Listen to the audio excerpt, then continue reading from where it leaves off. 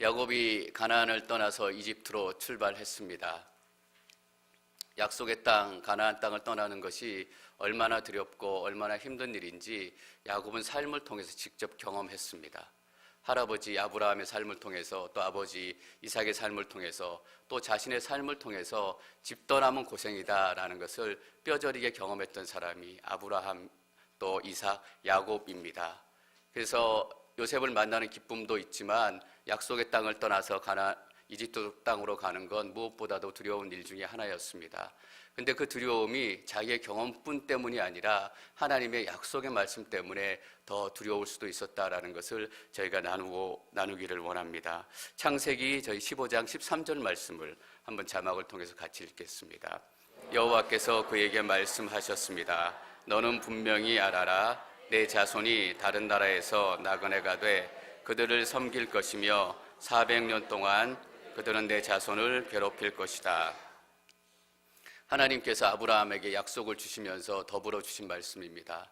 가나안 땅을 약속의 땅으로 주었지만 그 땅이 바로 너희에게 오는 것이 아니라 400년 동안 이방 땅에서 너희가 괴롭힘을 당하고 어려움을 당하게 될 것이다. 그 이후에야 가나안 땅으로 돌아오게 될 것이다 라는 말씀입니다.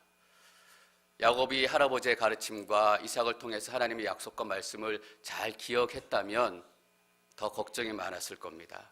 이 길이 순탄치만은 않겠구나. 여기 들어가면 400년 동안 우리의 자손들이 이집트 사람들에게 괴롭힘을 당하고 어려움을 당하겠구나. 요셉을 만나는 기쁨이 있지만 동시에 하나님께서 약속을 통해서 주신 말씀은 400년 동안 너희들의 인생이 야곱에서 편안하지만은 않을 것이다 라는 말씀을 주셨습니다. 여러분, 하나님께서 네 인생이 편하지 않을 거다라고 약속하시면 어떨 것 같습니까? 앵커리지로 가는 게 내 뜻이다. 그러나 앵커리지로 가면 네가 정말 큰 고생을 해야 될 것이다 라는 말씀을 더불어 주셨다면 가기 싫을 겁니다. 여러분, 야곱이 말씀을 더 잘 깨닫고 약속을 더 잘 기억하면 했을수록 이 약속의 말씀이 부담이 됩니다. 여러분, 그런 거 있죠. 우리가 하나님의 말씀을 묵상하고 더 공부하고 더 연구하면 연구할수록 그 말씀이 우리에게 더 큰 무게로 다가올 때가 많습니다. 내가 그전에는 대충 살아도 될 거라고 생각했는데 하나님의 말씀을 더 묵상하다 보니까 내가 십자가의 삶을 살아야 되는구나.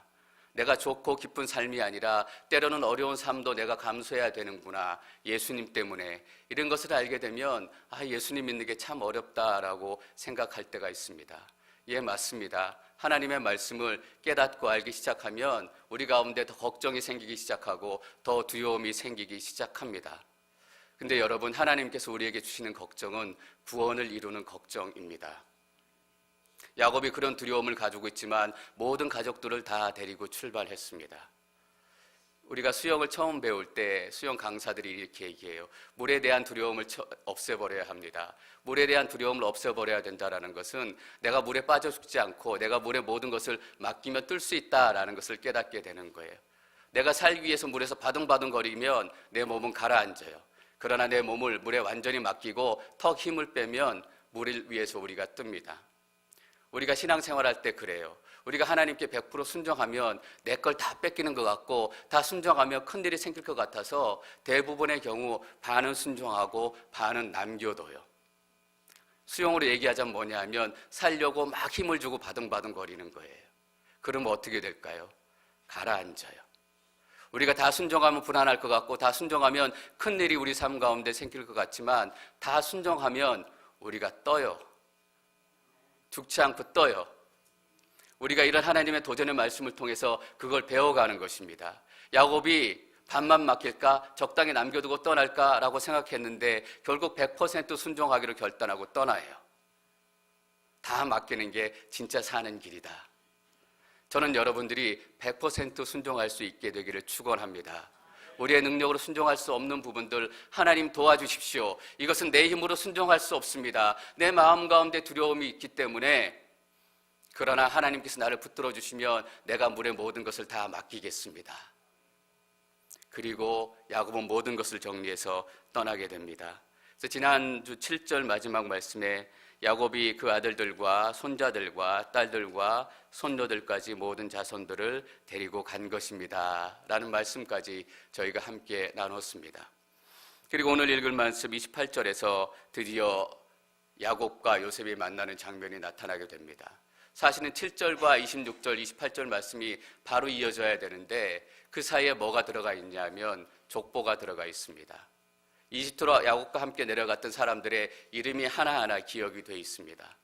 굳이 들어갈 필요가 없는데 이 머리 아픈 족보, 또 읽기조차 어려운 이 이름들이 왜 들어가게 됐을까? 왜냐하면 이집트로 들어간 야곱의 이 가정의 행로가 너무너무 중요하기 때문입니다.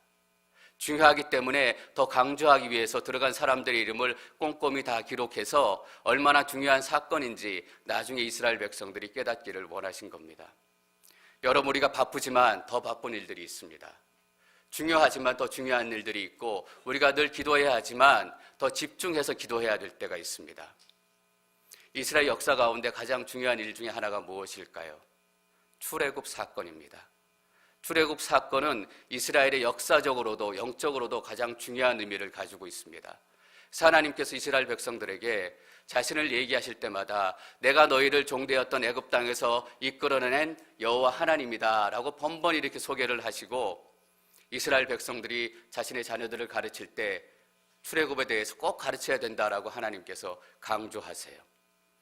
여러분, 출애굽이 이렇게 영적으로 역사적으로 중요한 의미를 가지고 있다면 애굽으로 들어간 사건도 동일하게 역사적으로 중요한, 영적으로 중요한 의미를 가지고 있습니다. 이 모세의 이야기를 읽고 있는 지금 백성들을 한번 생각해 보시기 바랍니다. 그들이 지금 출애굽 과정 가운데 있습니다.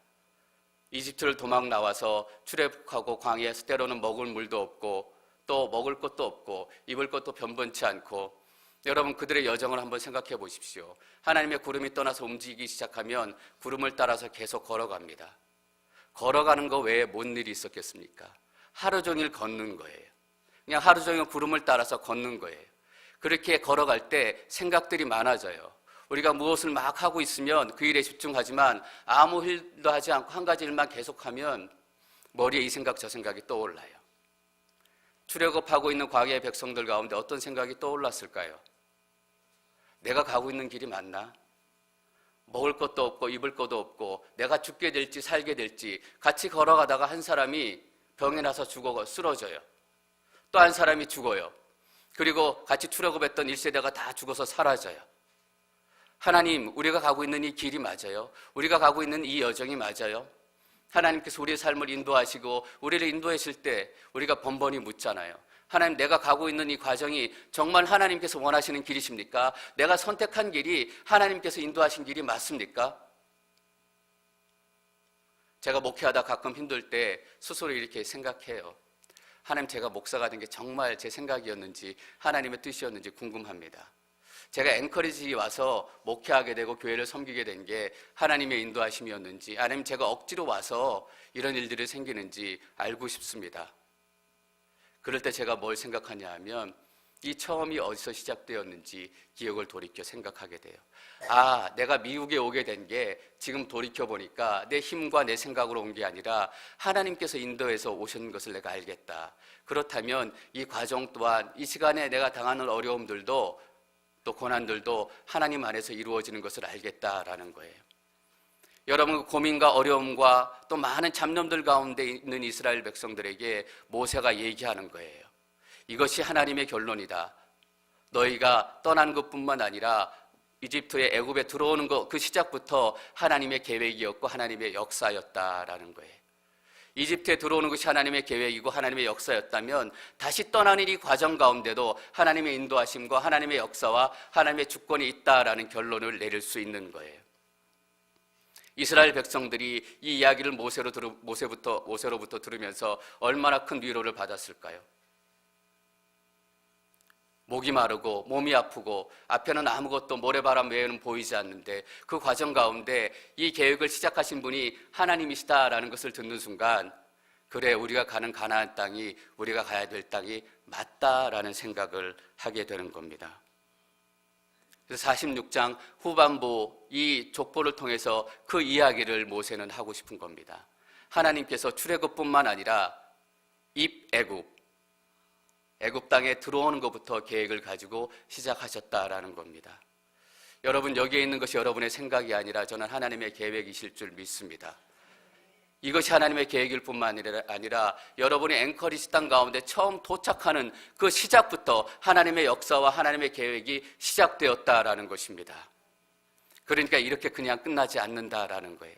우리는 반드시 하나님의 인도하심 때문에 하나님이 약속하신 가나안 땅에 반드시 도착하게 될 것이다 라는 믿음이 이 말씀을 통해서 우리가 새롭게 기억하고 또 고백하게 되는 것입니다.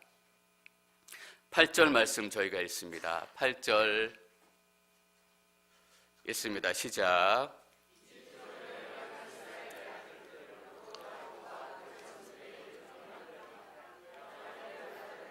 루벤입니다. 이집트로 같이 간 사람들의 이름을 쭉 나열하는데 몇 가지 특징이 있습니다. 12절 말씀 저희가 계속 읽습니다. 12절 시작. 유다의 아들들은 에로와 오난과 셀라와 베레스와 세라입니다. 에로와 오난은 가나안 땅에서 죽었습니다. 베레스의 아들들은 헤스론과 하몰입니다. 여러분 12절에 좀 이상한 대목이 있지 않습니까? 에르와 오난은 가나안 땅에서 죽었습니다. 가나안 땅에서 죽은 유다의 아들이에요. 이 두 사람이 죽었기 때문에 마지막 그 셀라와 유다의 며느리와 관계에 어려운 일들이 생기는 것 저희가 기억하잖아요. 근데 이 큰 두 아들, 둘째 아들이 가나안 땅에 죽었는데 이집트 땅에 같이 간 사람들의 이름에 기록이 돼 있어요. 21절 말씀 저희가 함께 읽겠습니다. 21절 시작. 의 아들들은 벨라와 베겔과 아스벨과 게리와 나아만과 에이와 로스와 무빔과 훅빔과 아르치입니다. 베냐민은 12형제 중에 막내예요. 이때 요셉의 나이가 39쯤 됐을 테니까 연수 차이가 꽤 많이 나요. 30대 초반이나 많이 먹어 이 정도 됐을 겁니다. 30대 초반인데 애들이 몇 명입니까? 10명이에요. 그래서 학자들은 어떻게 생각하냐면 이 중에 몇 명은 이때 실제로 태어난 아들들이 아니라 앞으로 이집트 땅에서 태어났던 아들들의 이름을 여기에 같이 기록한 거다라고 해석을 해요. 왜 태어나지 않은 아들들, 왜 가나안 땅에 죽었던 아들들까지 이름을 다 기록했을까? 물론 영적으로 보면 그 자손들이 가나안 땅에 왔고 결국은 이집트 땅에 왔고 베냐민의 후손들도 결국 이집트 땅에 정착했기 때문에 영적으로 보면 맞지만 구체적으로 보면 좀 빠져도 괜찮은 인물들이에요. 왜냐하면 이런 결론을 내리고 싶었기 때문이에요. 27절 말씀 저희가 함께 읽습니다. 27절 시작.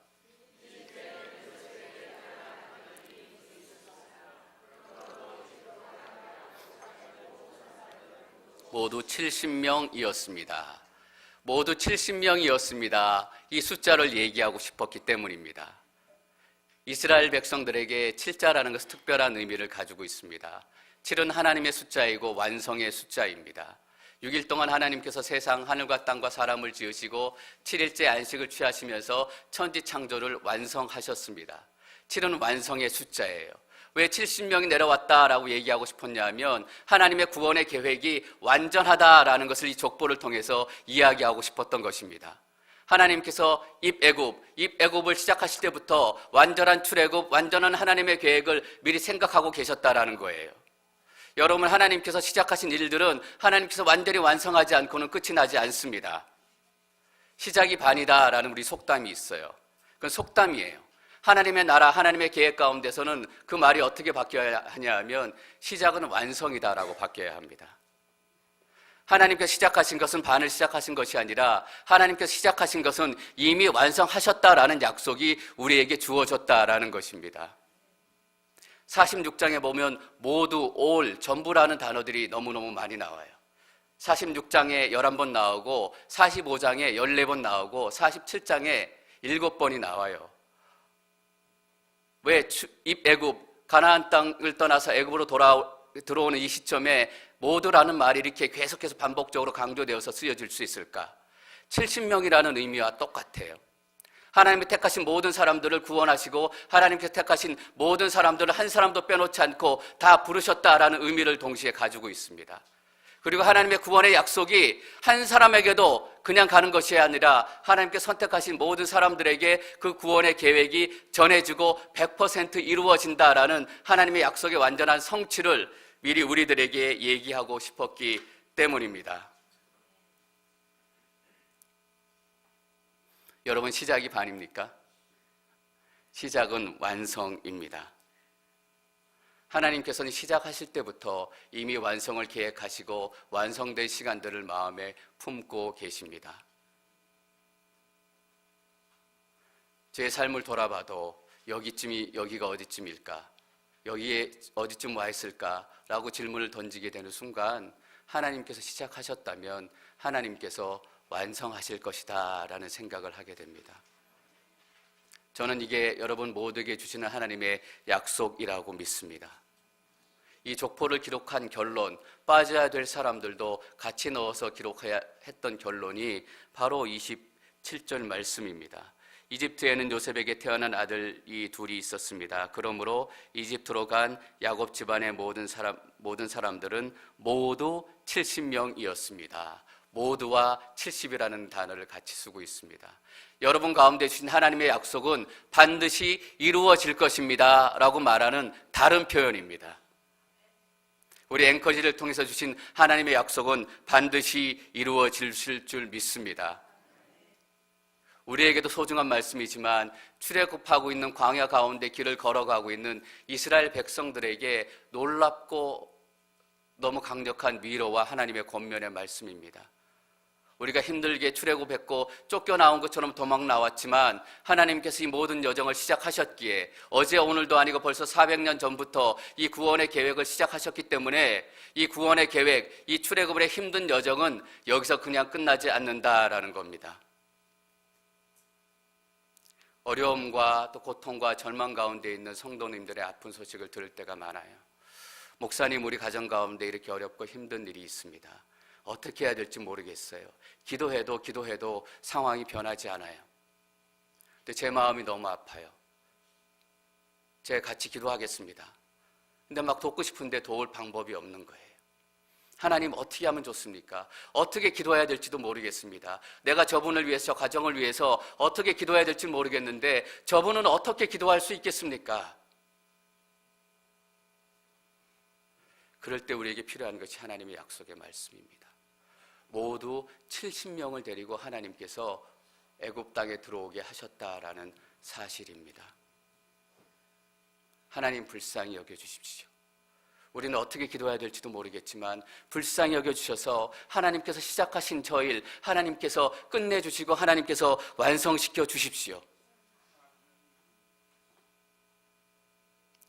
옆에 있던 출애굽 1세대가 다 죽고 사라졌을 때 우리의 꿈은 끝나나 보다, 가나안 땅으로 향하는 하나님의 약속은 끝이 나나 보다라고 많은 사람들이 생각했을 겁니다. 여러분, 하나님의 약속은 절대로 끝나지 않습니다. 이루어지고 완성될 때까지, 하나님의 천지창조가 7일까지 완전히 완성될 때까지 하나님은 그 약속을 놓지 않으시는 하나님이십니다. 여러분, 하나님이 일을 시작하시면 우리 삶 가운데 도저히 일어날 수 없을 것 같았던 그 일들이 일어나기 시작합니다. 그 이야기가 28절부터 기록되어 있습니다. 28절 말씀 저희가 함께 읽습니다. 28절 시작. 야곱은 유다를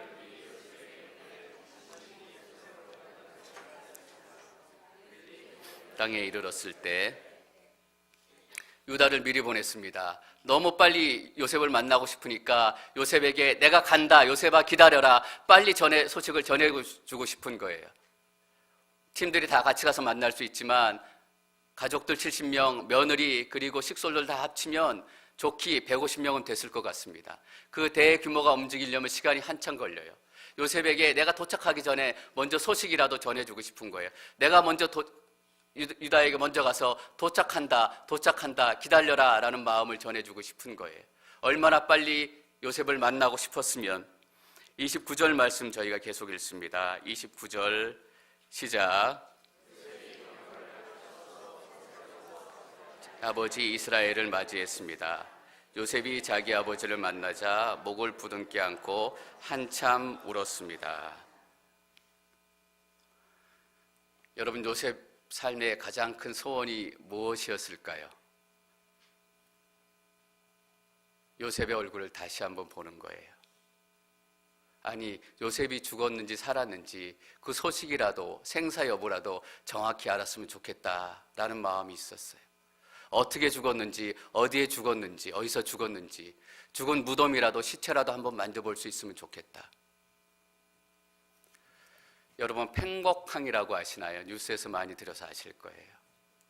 팽목항은 세월호 사건이 일어난 그 항구입니다. 그 항구에 팽목항을 떠나지 못하고 아직도 남아있는 사람이 있다라는 소식을 저희가 듣습니다.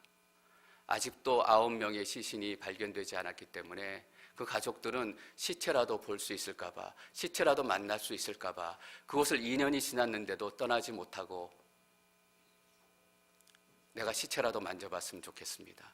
죽은 몸이라도 내가 확인했으면 좋겠습니다.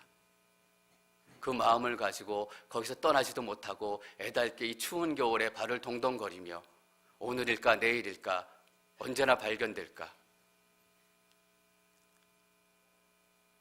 야곱이 그런 마음이었겠구나라고 생각하면서 팽목항에 남아있는 그 가족들을 제가 생각하게 됐습니다. 우리가 누구를 위해서 기도해야 될까?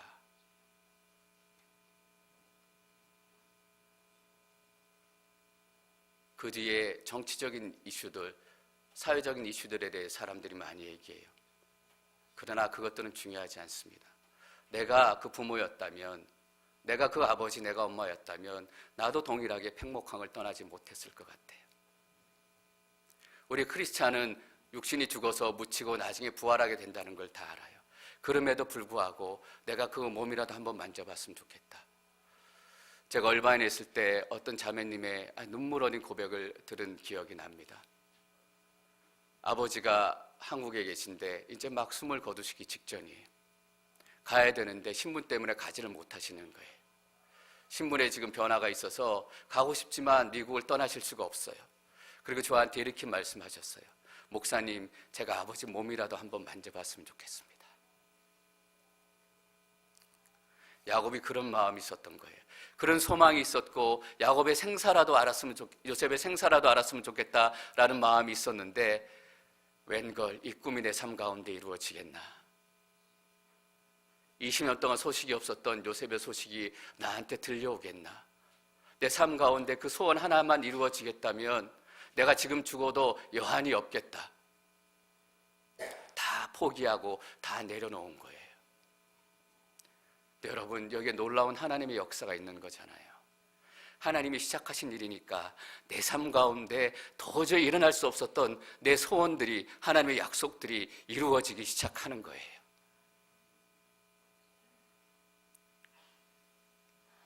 (30절) 말씀 저희가 계속 읽을까요? 30절 읽습니다. 시작.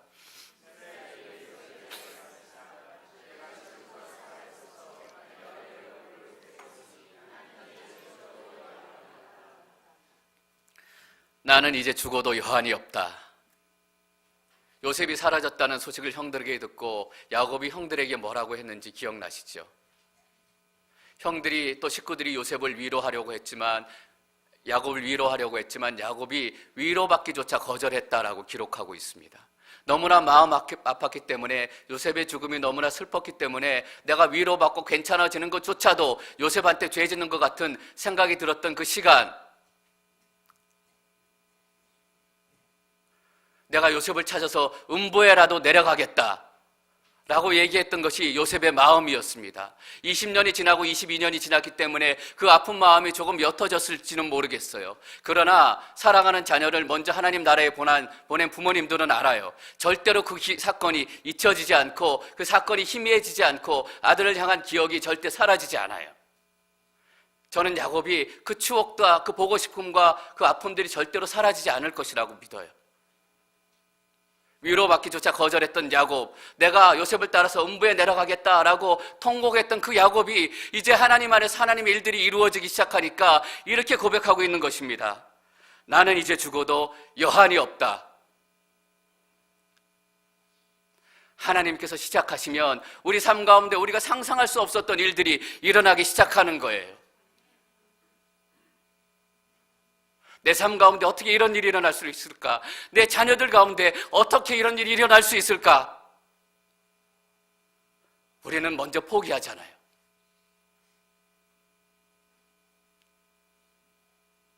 하나님이 시작하시면 시작이 반이 아니라 시작이 완성입니다. 제가 29절 말씀을 다시 한번 읽겠습니다. 29절 시작.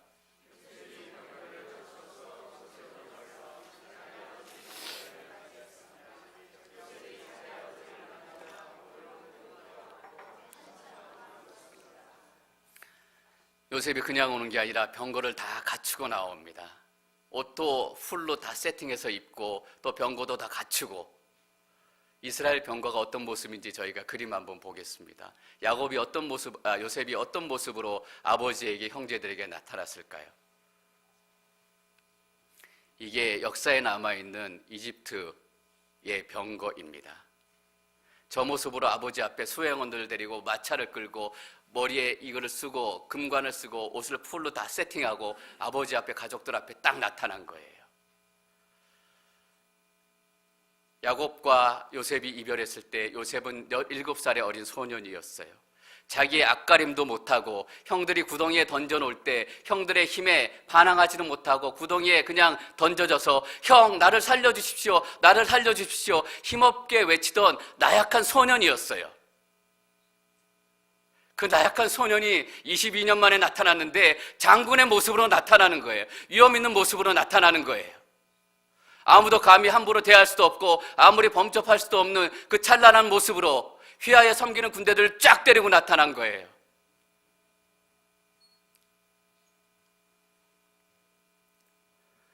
여러분, 예수님께서 이 땅에 오셔서 사람들을 고치시고 병자를 고치시고 죽은 자를 살리기까지 하셨어요. 그리고 너희가 살고 싶으면, 진정으로 하나님을 만나고 싶고 하나님 나라에 가고 싶으면 나를 따르고 내가 가르친 말들을 지키고 믿어야 한다라고 말씀하셨습니다. 그래서 제자들이, 많은 사람들이 따랐어요. 죽은 사람도 살려내신 예수님께서 마지막에 십자가에 못 박히셔가지고 신음소리 하나 제대로 내지 못하고 힘없이 죽어가는 모습을 사람들에게 보여주셨습니다. 사람들이 그래서 십자가에 달린 예수님을 보고 뭐라 그랬는지 기억나세요? 침을 뱉으며 너 자신이나 구해보지. 네가 사람들을 고친다고, 사람들을 구한다고, 네 인생이나 회복시키고 네 인생이나 구해봐라 라고 비웃으면서 얘기해요. 하나님께 선택하신 요셉, 자기 인생조차도 미치지 못했던 요셉이 이런 모습을 병거를 타고 나타나는 거예요. 예수님께서 십자가에 힘없는 모습으로 죽고 그것 때문에 제자들이 실망해서 예수님을 떠나기까지 했지만, 예수님이 우리에게 다시 오실 때는 요셉의 찬란한 모습과 같이 우리에게 다시 오신다라는 약속입니다. 힘없이 죽고 힘없이 신음소리를 못 내는 그런 요셉, 그런 예수님의 모습이 아니라 예수님께서 다시 오실 때 요한계시록에 뭐라고 얘기하고 있냐면 흰 말을 타고 오신대요. 흰 말이 의미하는 것이 뭐냐면 흰색은 승리를 의미해요. 말을 타고 온다라는 것은 승리의 장수가 되어서 승리를 선포하고 심판을 선포하는 심판자의 모습으로 우리 가운데 오신다라는 것입니다.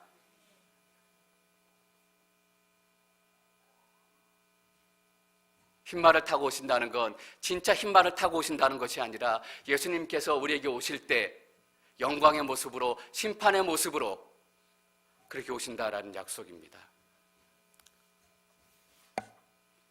신천지 교주님 많이 보면, 사진 여러분 가끔 보셨을지 모르겠지만 흰말 타고 나타나요. 어떤 뉘앙스를 주고 싶은 거예요? 내가 재림 예수다라는 뉘앙스를 주고 싶은 거예요.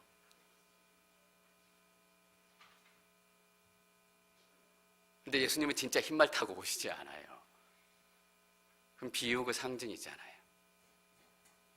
흉내내고 싶은 거예요, 사단이. 완전한 숫자 7, 인간의 숫자가 6이에요. 조금만 더 하면 내가 7이 될 수 있는데, 조금만 더 내가 힘이 생기면 7이 될 수 있는데, 이게 사단이에요. 그래서 사단이 하늘에서 하나님처럼 되고 싶어서 하나님께 반영을 하다가 내가 조금만 더 힘내면 하나님처럼 될 수 있어서 7이라는 숫자를 이룰 수 있을 것 같다. 그러다가 떨어진 거잖아요. 그래서 사단의 숫자가 뭐예요? 666이에요. 6을 3번 합치면 7이 될지도 모르겠다. 왜 6이 3번이에요? 하나님이 삼위일체신 것처럼 나도 삼위일체를 만들고 싶다라는 거예요. 예수님이 다시 오실 때는 이 모든 666의 숫자를 다 물리치고 사단의 세력을 다 물리치고 연약한 모습이 아니라 병거를 타고 나타난 요셉처럼 그렇게 우리에게 나타나신다라는 약속의 말씀입니다. 하나님께서 우리 가운데 일을 시작하시면 우리 삶 가운데 도저히 일어날 수 없는 일들이 시작됩니다. 우리 삶 가운데 도저히 일어날 수 있는 일이 무엇이었다라고 생각이 되십니까? 저는 구원받을 수 없는 인생이었습니다. 저는 교회 다니기 싫어했던 사람이에요. 구원은커녕 영생은커녕 예수님은커녕 교회 오는 게 너무너무 싫어서 대학 다닐 때 제 아내한테 교회 갔다라고 거짓말하고 잤어요. 자는 게 더 좋았던 사람이에요. 학교 다닐 때 친구들끼리 막 하나님 욕하면 제가 나서가지고 아니야, 하나님은 그러신 분이 아니야, 하나님 우리를 사랑하신 분이야, 이렇게 얘기했을 것 같죠? 아니에요. 맞아 이랬어요. 내가 하나님을 욕하고 하나님을 거부하고 하나님 뜻대로 살지 않은 걸 생각하면 나는 하나님께 도저히 구원받을 수 없는 사람입니다. 그래서 내 삶 가운데 구원이라는 단어는 가장 어울리지 않는 단어 중에 하나였습니다. 근데 하나님께서 어느 순간 나를 구원하셨을 뿐만 아니라 나를 목회자로 세우셔서 여러분 가운데 하나님의 구원의 메시지를 이렇게 선포하게 만드신 거예요. 우리가 부자가 되는 것, 우리가 평생토록 아프지 않는 것, 그것이 우리 삶 가운데 일어날 수 없는 일이에요. 아니에요. 그것보다 더 일어날 수 없는 것은 우리가 구원받은 백성이 되었다라는 거예요.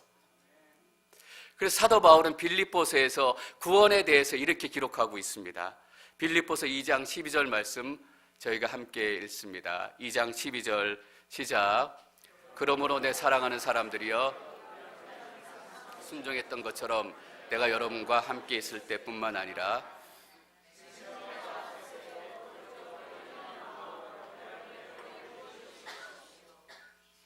두렵고 떨리는 마음으로 구원을 이루십시오. 사도 바울이 이렇게 권면합니다. 구원을 어떻게 우리가 이룹니까? 구원은 하나님께서 이루시는 것인데 구원의 삶을 살아야 된다라는 겁니다. 그것도 두렵고 떨리는 마음으로. 제가 여러분 손에 10만 불짜리 도자기를 딱 손에 쥐어준다라고 생각해 보세요. 떨어지면 깨질까 두렵고 불안해가지고 벌벌 떨지 않겠어요? 조심하십시오. 조심하십시오. 떨어지면 큰일 납니다. 우리의 구원이 10만 불밖에 안 된다라고 생각하십니까? 우리가 구원받았다라는 것은 두렵고 떨리는 마음이 아니면 감당할 수 없다라는 의미입니다.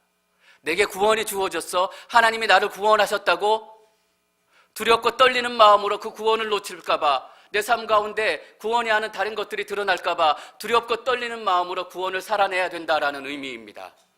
나는 구원받기 합당하지 않았기 때문에, 구원이라는 단어가 내 인생 가운데 가장 어울리지 않은 단어였기 때문에 내가 구원의 삶을 살아야 된다라는 것입니다. 여러분은 심판받아 마땅했던 인생입니다. 아세요? 그런데 하나님께서 여러분 가운데 구원을 허락해 주셨습니다. 구원받은 우리들이 기다리고 있는 것은 요셉처럼 병거를 타고 이 땅을 심판하러 다시 오시게 될 예수 그리스도입니다. 그때가 되면 우리는 분명히 고백하게 될 거예요. 예수 믿기 잘했다.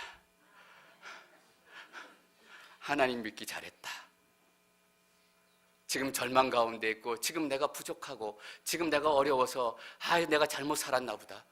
내가 예수 믿지 말고 내가 돈 버는데 내 인생을 다 쏟을 걸.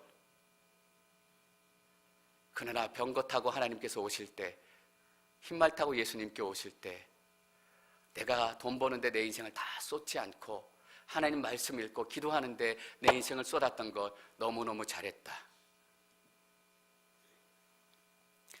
사랑하는 성도 여러분, 하나님이 시작하시면 시작하실 때부터 완성입니다. 우리가 시작하려고 노력하면 사단이 생겨요. 우리는 뒤로 물러나서 하나님께서 시작하시도록, 하나님께서 완성하시도록, 우리는 마치 수영을 배우는 사람처럼 하나님의 계획에 몸을 다 던지면 되는 거예요.